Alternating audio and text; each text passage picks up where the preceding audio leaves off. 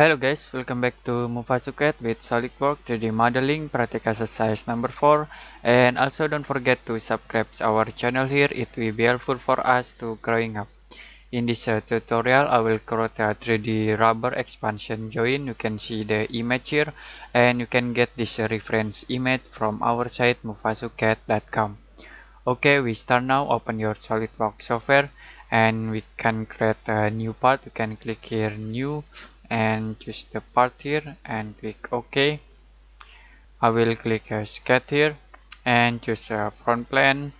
We create a line from this point to the left here, to the bottom, to the right, to the top, to the right, and then to the bottom here.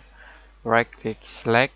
You can zoom out and I will give a dimension for this line about 75, for this line object about 19, for this line object about 14, for this line object about 10.5, and for this line object about 7, and okay.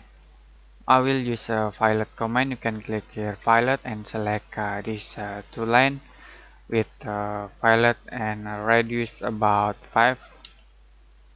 Okay, to finish I will create a circle with 3 points. You can click from this line to this line and then to this line. Okay, and we create a circle again with 3 points. You can select this line to this line and then next this line, right click and select. Use a trim command to cut this line object, and I will cut this line object. We cut this line object. Next we cut this circle and this circle. We give dimension for this circle radius about 7, this circle radius about 3.5, and distance from the center point to this point in here about 12, and this center point to the center point in here about 12, and then from this point to this point in here about 7, and okay. Next distance from this point to this point in here about 12.5, okay. And then I will give distance from this point to this point in here about 43, and okay. Next we create a circle with 2 points from this point to the right here, and we give dimension for this circle about 40. Okay, and then we give distance from this circle to this point in here about 43, and okay. I will create a circle in this point to here. We give dimension for this circles about 80, and okay. And then give distance from the center point to this point in here about 11, and then from the center point to this point in here about 108, and okay. And then I will create line from this point to here, right click okay. We create line again from here to the bottom here, right click select, and we create line again from this point to here, right click and select. Select this line object and this circle. Use tangent here, and then we select this circle and this line object and use tangent here. Use trim command to cut this line object, and then I will cut this circle, and we use the offset here. Select this object and this object. Use reverse here, and I will reverse about 15 and click here to finish.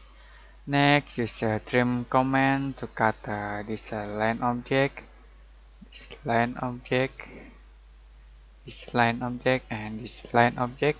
Right click, select this point, and then move this point to the top here. Okay, and use a trim command to cut this line object. Right click and select. I will create a line from this center point to the right here to the bottom. Right click, select, and give a dimension from this point to this point in here about 143. Okay, we give a dimension for this line object about 25, and okay. Next, we create a line from this point to the right here. Right click and select. You can use mirror command to copy this object. You can click here mirror entities, and I will select this object. Okay, can select this object, and for a mirror about you can select this line object and click OK to finish. Use trim command to cut this circle and this line object. Right click and select. I will convert into 3D model by using revolve command. You can click feature tab here and click revolve bus here and select for selected counters. You can select these counters and this face. And for axis revolution, you can click this line object, and then you can select these counters and then select this object. We revolve again this object, and I will unselect thin feature here and click OK to finish.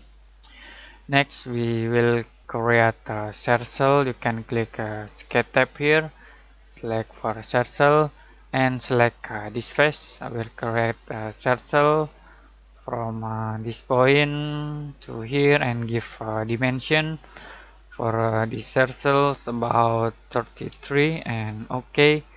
Next, we give distance from this circle to this center point. Okay, in here about 111.5 and OK. I will use circular sketch pattern to copy this circle object. You can click here and choose a circular sketch pattern. For parameter center point, I will click this point. Okay, and for entities, I will select this circle, and I will change the amount of the object about 8 and click OK to finish. Use extrude cut command to extrude this object, circle object, and cut this object. You can click feature here and click extrude cut, and you can see the result here.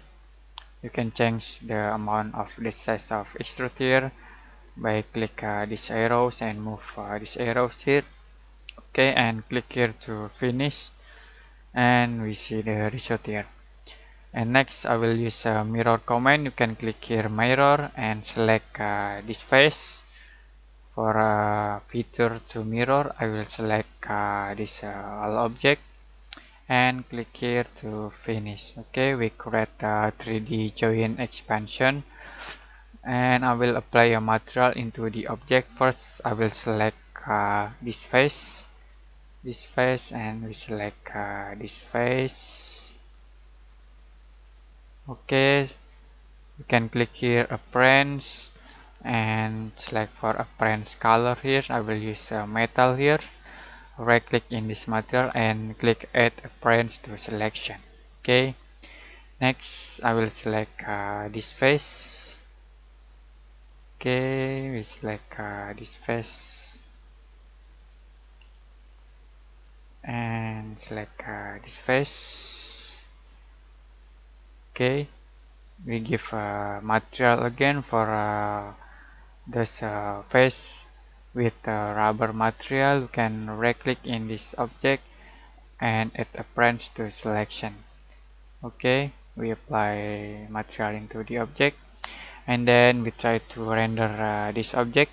You can active photo view and click here and add-ins. I will active photo view here. You can click here photo view 360 and OK, and select this render tool steps.